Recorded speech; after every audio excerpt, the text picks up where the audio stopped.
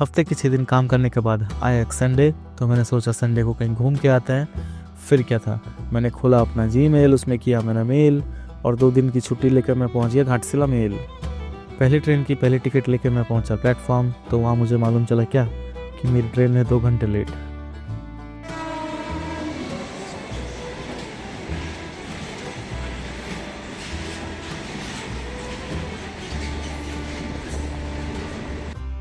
दो घंटे बैठे बैठे गिना हमने ट्रेन, फिर हमें खबर आई आने वाली हमारी ट्रेन। और फाइनली ट्रेन पे हम बैठते हैं। ट्रेन हमारा थोड़ा सा लेट था, पर ठीक है, लग रहा है ये ट्रेन मेकअप कर ली कुछ टाइम तो। और ये रहा मेरा दोस्त, इस बार का मेरा ट्रैवलिंग पार्टनर। और भाई सब बढ़िया।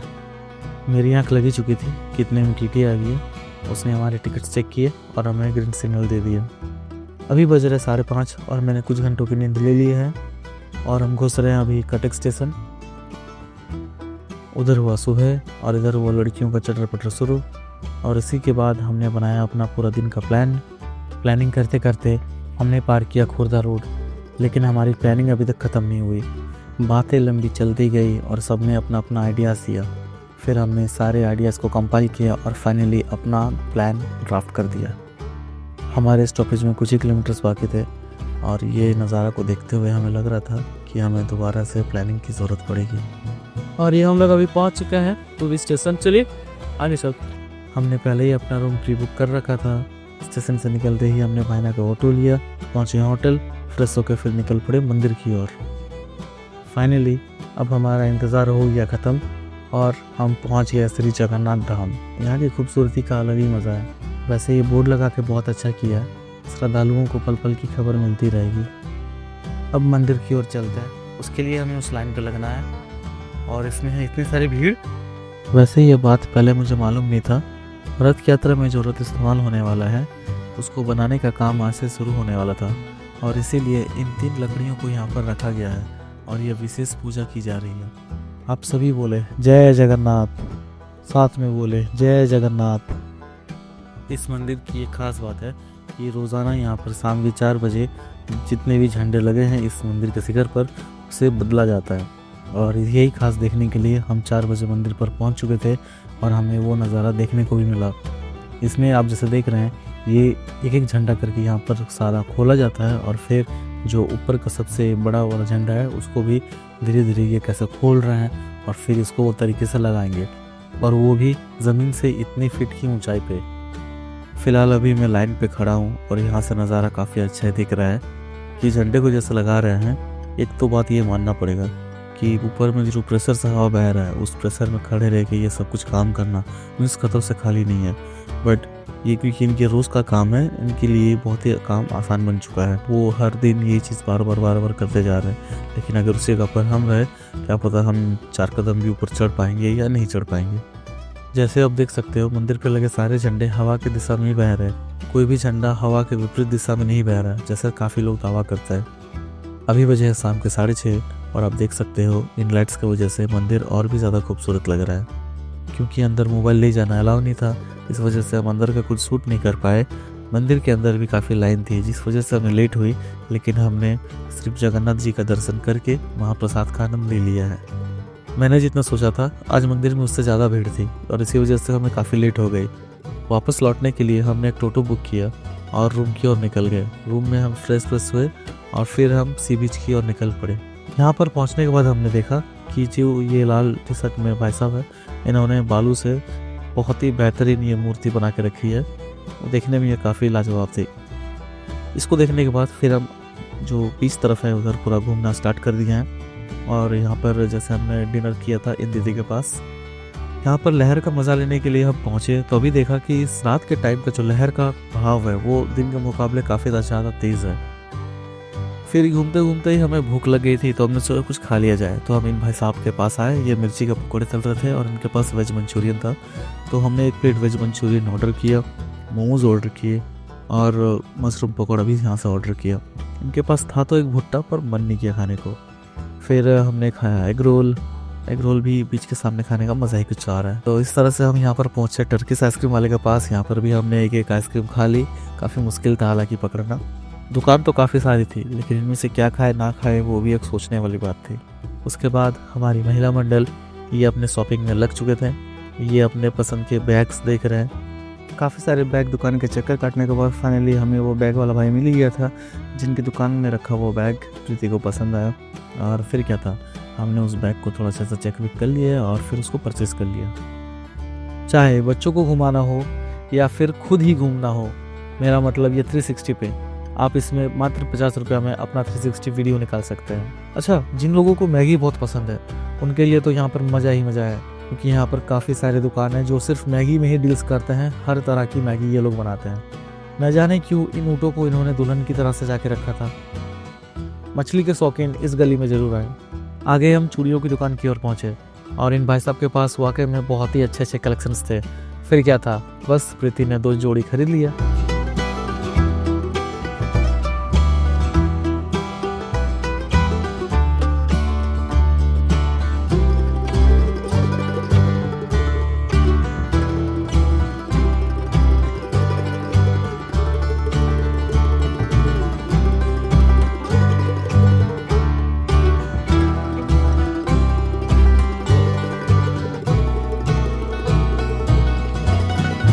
इसको तो आपने पहचान ही लिया होगा, ये क्या है। जिन लोगों को पता है ये क्या है वेल एंड गुड, जिनको नहीं पता है उनके लिए मैं बता दूं, इसको कहते हैं खाजा। ये पूरी का फेमस मिठाई है और इसी मिठाई को भगवान जगन्नाथ के प्रसाद में भी चढ़ाया जाता है। यहाँ पर खाजा 150 रुपये से शुरू हो जाता है, जो कि क्वालिटी वाइज 600 रुपये तक है। और इसी के साथ आज का शॉपिंग हुआ हमारा ख़त्म और फिर हम अपने रूम की ओर चले गए सोने के लिए। अभी के बजे है 5। कल रात हम जल्दी सो गए थे ये सोचकर कि हम सूर्योदय देखेंगे, लेकिन यहाँ पर आने के बाद हमने देखा कि अभी तो बहुत टाइम है, सूरज निकलने का भी नामो निशान नहीं है। लेकिन जब हम पानी में आ ही चुके थे तो सोचा कि चलो कम से कम पैर ही भिगो लेते हैं। आज के दिन के लिए हमने एक टूर बुक करके रखा था। बीच से आने के बाद हम फ्रेश हुए और पहुँच गए हमारे एजेंट भैया के पास। इन भैया ने हमारे लिए एक कैब बुक करके रखी थी, जो हमें उनके बुकिंग पॉइंट से लेकर के बस स्टैंड तक ड्रॉप कर दी। थोड़ा सा लेट ही सही, लेकिन जो चीज़ हम सुबह नहीं देख पाए अभी हमको वो देखने को मिल गया और ये नज़ारा वाकई में बहुत ही ज़्यादा अच्छा है। इस वक्त हम बस के अंदर बैठे हुए हैं और अभी समय हुआ है 8:42 और कुछ ही देर में हमारी बस छोड़ दी जाएगी। क्योंकि हम सुबह जल्दी उठे थे इसलिए अभी भी हमें हल्की हल्की नींद आ रही है। तो चलिए आज का सफ़र शुरू करते हैं और इसके बाद हमारे बस का नज़ारा देखिए। 30 प्रेम से दोनों हाथ उठाकर मेरे साथ में बोलिएगा। चलो शुरू कीजिए। सारे न भैया ने बुझपार तो उड़े नंतर आपण बुझपार कहीं चलो दी आता है की मोर सहित है। चलो शुरू कीजिए। जगन्नाथ बेटा हाथ उठाओ, सबको सबके लिए तेरे वो उठे। चलो जो जगन्नाथ जगन्नाथ। बहुत बढ़िया। चलिए, क्योंकि कोई भी शुभ काम करने से पहले भगवान का नाम इसलिए लिया जाता है हमारे ऊपर या बस के ऊपर कोई भी बुराई के परछाया नहीं मंडराती। जिसी तरह सही सलामत जगन्नाथ धामपुरी से जा रहे हैं, ठीक उसी तरह सही सलामत जगन्नाथ धामपुरी में लौटेंगे। आज आप लोग जिस टूर पर जा रहे हैं, इसी टूर का नाम है golden triangle tour of.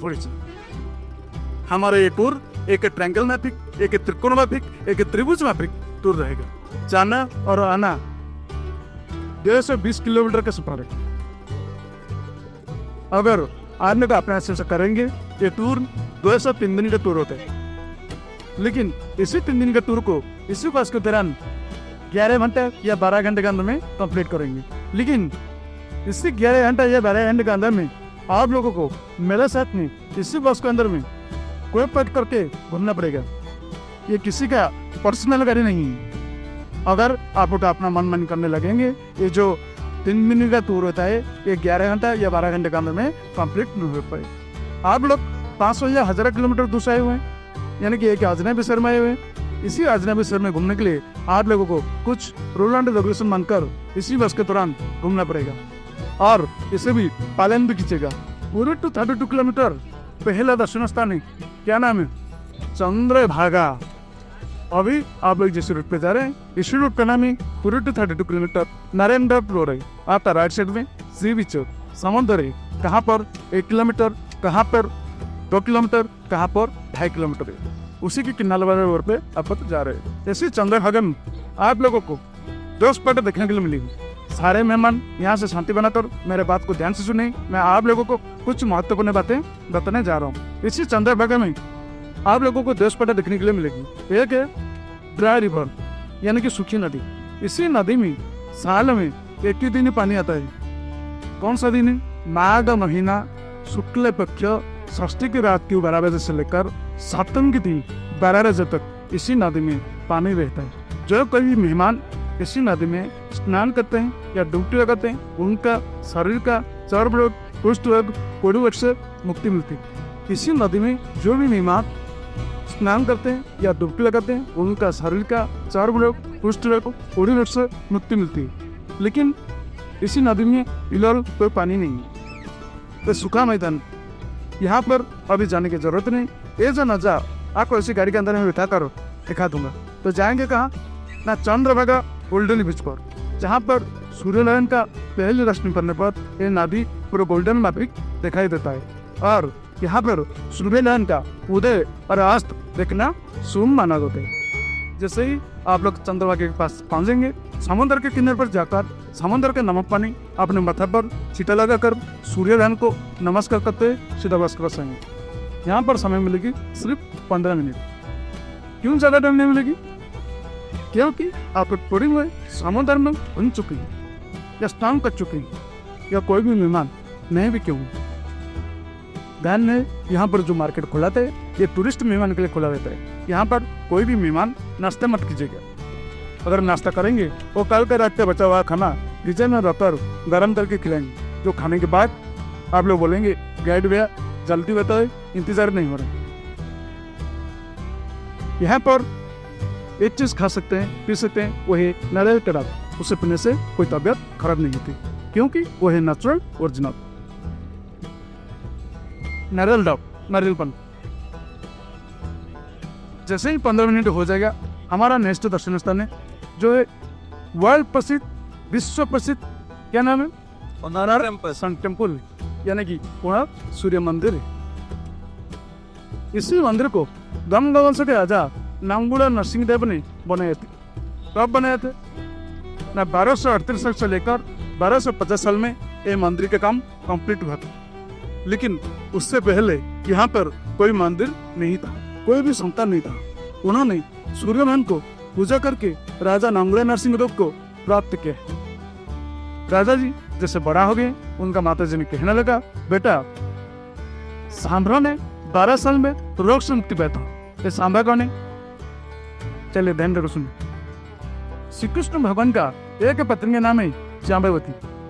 Jambavati का लड़का संभव वो देखने में बेहद खूबसूरत था। इतना खूबसूरत था उनका सौंदर्य को लेकर, उनका शरीर को लेकर बेहद घमंडी थे, अहंकार थे, गर्व करते थे। एक दिन कौवा रास्ते में जा रहे थे नारद मुनि। सांबा ने उनके पास जाकर पूछा, नारद जी आप कहाँ जा रहे हैं? नारद ने कहने लगा, बेटा सांबो आपका मालूम नहीं मैं कह रहा हूँ? नहीं मुझे मालूम नहीं आप कहाँ जा रहे। मैं नहीं जा रहा हूँ आपके पिताजी से मिलने के लिए, मेरे प्रभु से मिलने के लिए। मैं क्यों जा रहे हैं? मैं जा रहा हूँ उनसे हर रोज दर्शन करता हूँ, आशीर्वाद लेता हूँ। ना आप उनसे क्यों दर्शन करते हैं, क्यों आशीर्वाद लेते हैं? आप आइए हर रोज मेरे से दर्शन कीजिए, मेरे से आशीर्वाद लीजिए।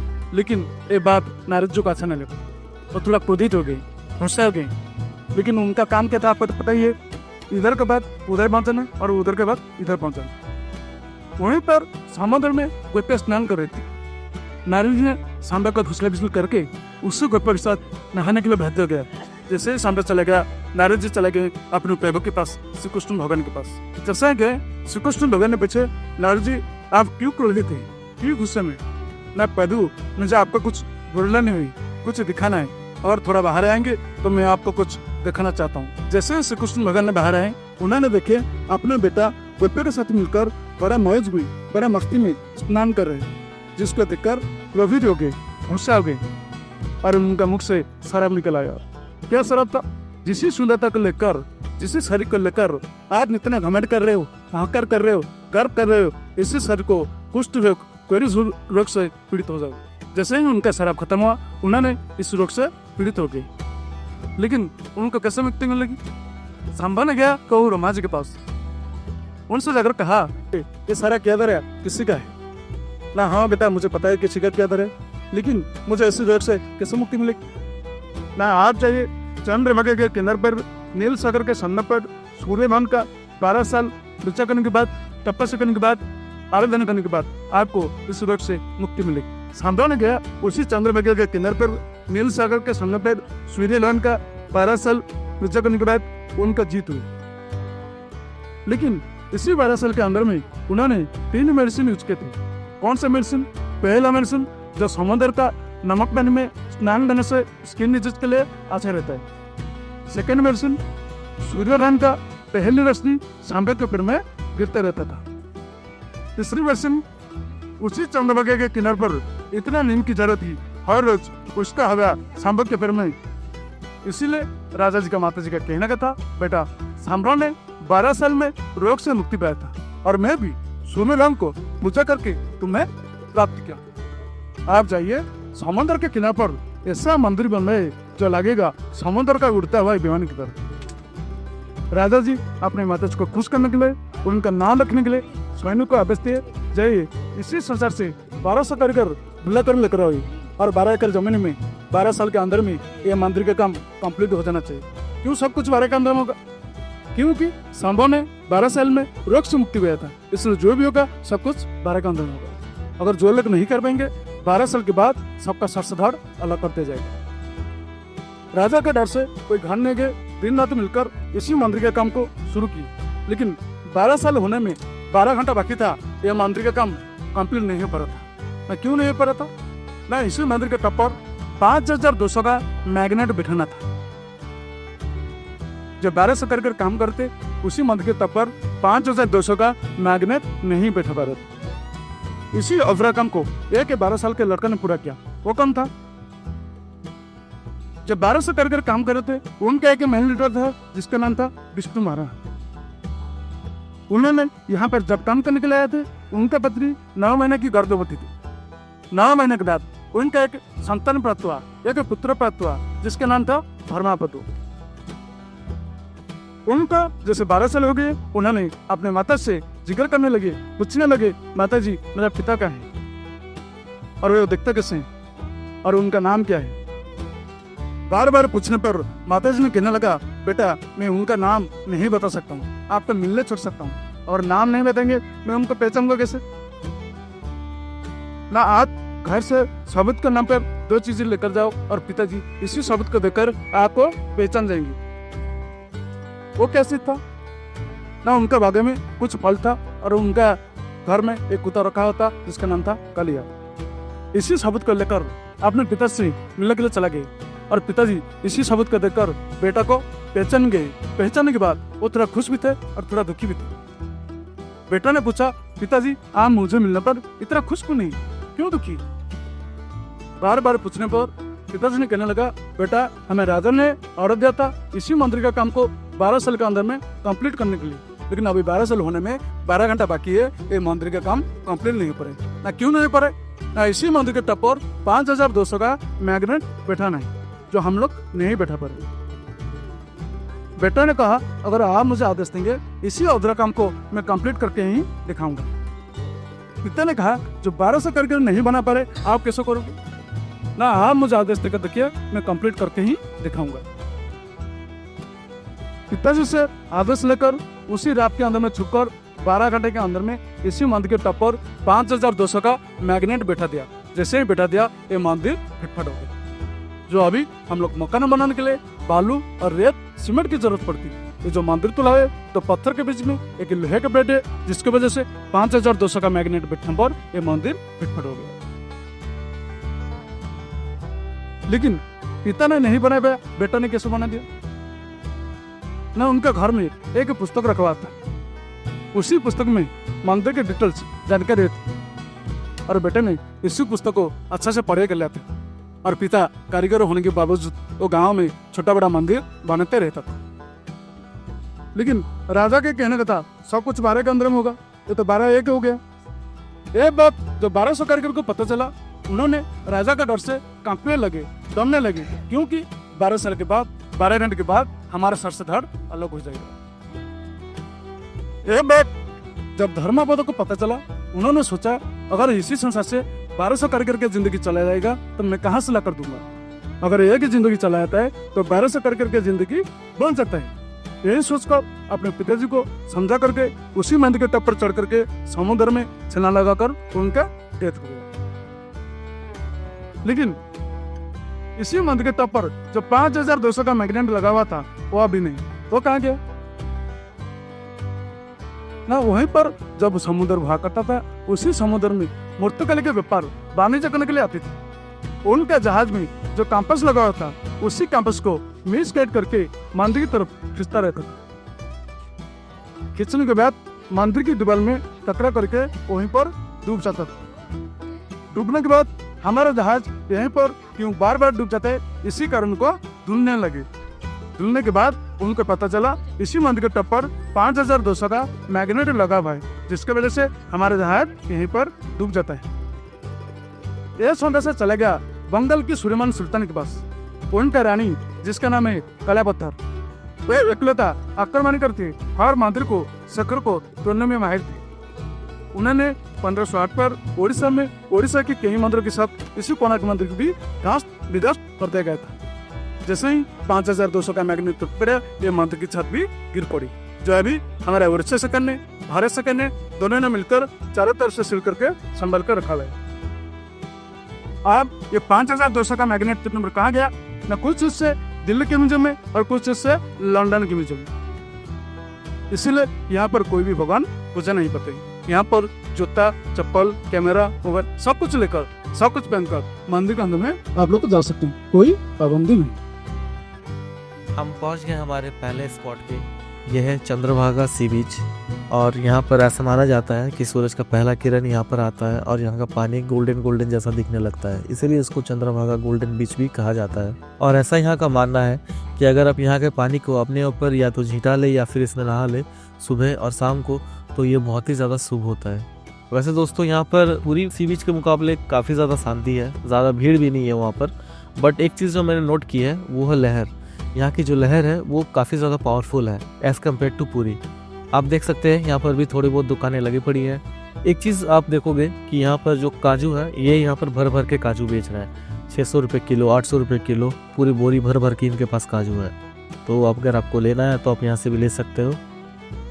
तो अब सी बीच घूमने के बाद हम वापस चल रहे हैं अपने बस की ओर। इसके बाद हम चलते हैं अपने अगले स्टॉप की ओर, कोणार्क सन टेम्पल।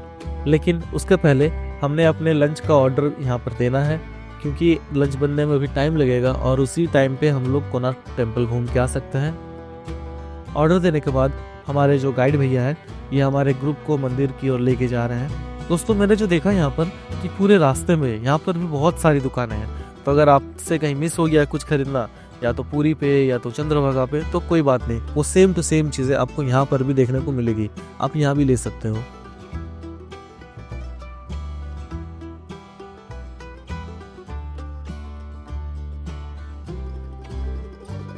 तो अब हम मंदिर के अंदर पहुँच चुके हैं और जो हमारे गाइड देवराज स्वामी जी हैं, अब ये सारे मेंबर्स का अटेंडेंस ले रहे हैं ताकि कोई पीछे छूट तो नहीं है। कुछ बेसिक से रूल्स के बारे में हमको यहाँ पर बता दिया गया है, जिनका हमें पालन करना है कि कितना देर रुकना है और कैसे क्या हमको यहाँ पर गाइडेंस मिलेगा, वो सारा कुछ इन्होंने हमको समझा दिया है। इनके साथ क्यों घूमना है ना, मंदिर की डिटेल्स सुनने के लिए जो चाहे आप इनसे पूछ सकते हैं, ठीक है। पहली बार 20-25 मिनट इनके साथ घूमना है और बाकी सेल्फ का सीधा जाना है होटल।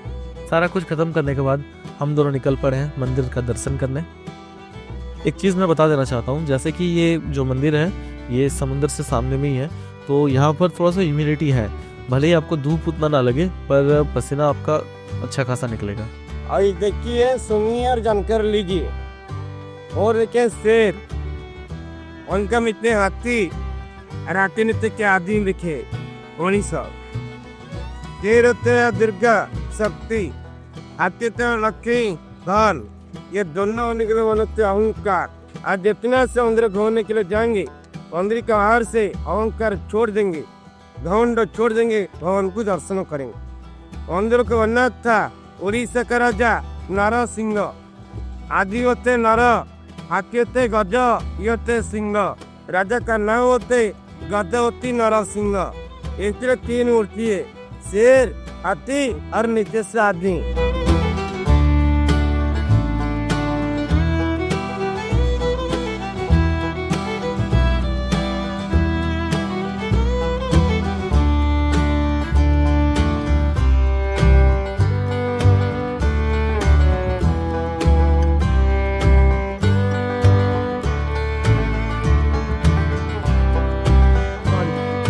और जब तक सूर्य रहेंगे ये जो खाइया से और समय देखेंगे कितना घंटा और कितना मिनट।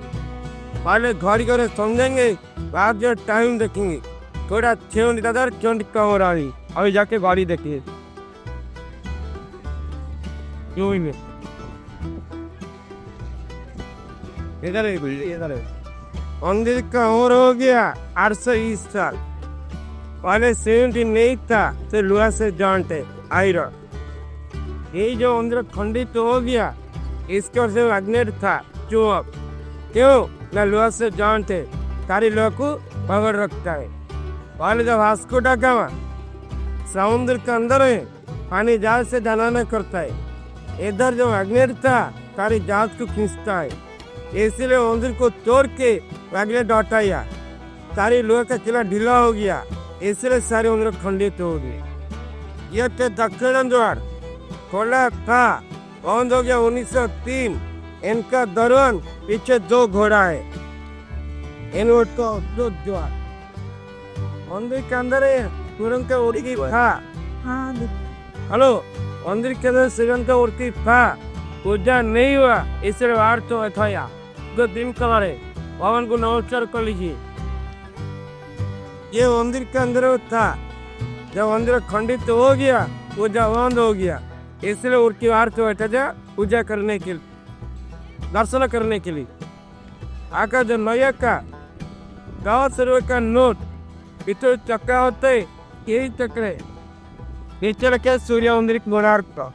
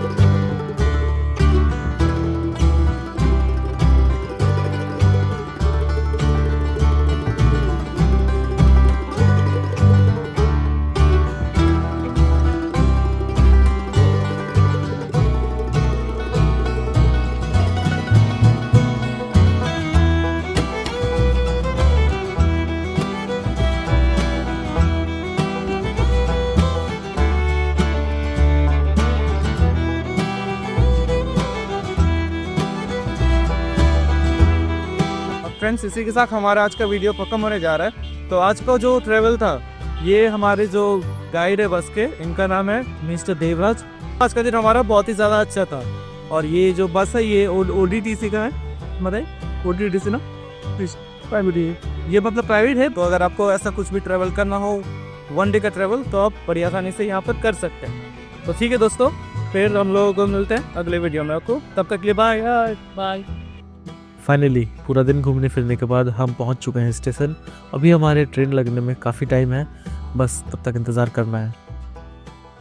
हमारी ट्रेन खुलने में अभी आधा घंटा बाकी है और ये ट्रेन हमारी लग चुकी है। फिर क्या था, हम सामान उठाए और ट्रेन में बैठ गए और कुछ घंटे फिर हम अपने घर। दोस्तों धन्यवाद इस वीडियो को पूरा देखने के लिए। वीडियो को लाइक कीजिए, शेयर कीजिए, कमेंट कीजिए और हमारे चैनल को ज़रूर से सब्सक्राइब कीजिए इस टाइप की वीडियो को और देखने के लिए।